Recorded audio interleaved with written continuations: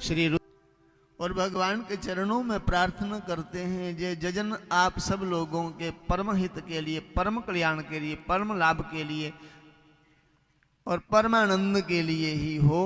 आपको भगवान भरपूर सुख दें।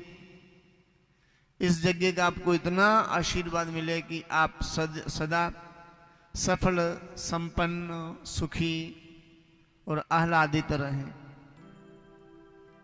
आपके जीवन में आने वाले प्रत्येक विघ्न, बाधा, संकट मिटें इस यज्ञ की शक्ति से। ऋषि मुनि इसीलिए यज्ञ आदि कर्म करते थे। आसुरी शक्तियों से बचने के लिए एकमात्र उपाय है यज्ञ की शक्तियों को एकत्रित करना, यज्ञ की शक्तियों को संचित करना।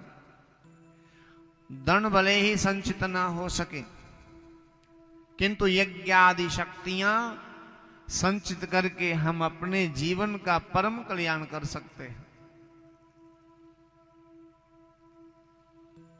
भले ही ऋषियों के पास हीरे मोती जवाहरात नहीं थे, सोना चांदी नहीं था, बड़े बड़े बंगले मकान नहीं थे, उनके पास भले ही संसार के साधन नहीं थे, किंतु उनके पास इतनी शक्तियां थी कि बड़े बड़े राजा महाराजा भी उनके चरणों में आकर नाक रगड़ते थे। क्यों? क्योंकि इन महापुरुषों की चरणों की शक्ति से ही हमारे राज्य काज सुरक्षित और संचालित रहेंगे। ऋषियों का केवल आशीर्वाद हो जाए बस, फिर हमारा अकंटक राज्य संचालित रहेगा, चलता रहेगा, इसमें कोई बिगड़ नहीं आ सकता। राजा महाराजा ऋषि मुनियों की अवज्ञा नहीं करते थे।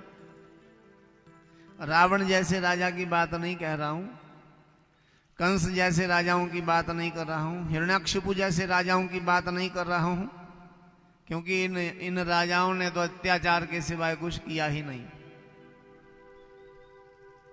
संपन्न होते हुए भी इन्होंने यज्ञ आदि नहीं किए, इसीलिए समूल नाश हो गया। आपने सुना नहीं होगा कि कंस के बाद कंस का उत्तराधिकारी उनका पुत्र राज सिंहासन पर बैठा होगा,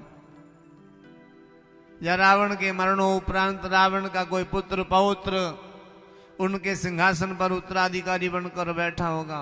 बैठा ही नहीं, समूल नाश हो गया। क्यों हुआ? क्योंकि संपन्न होते हुए भी, धनी होते हुए भी यज्ञ आदि कर्म से बड़ी दूरियां हो गई।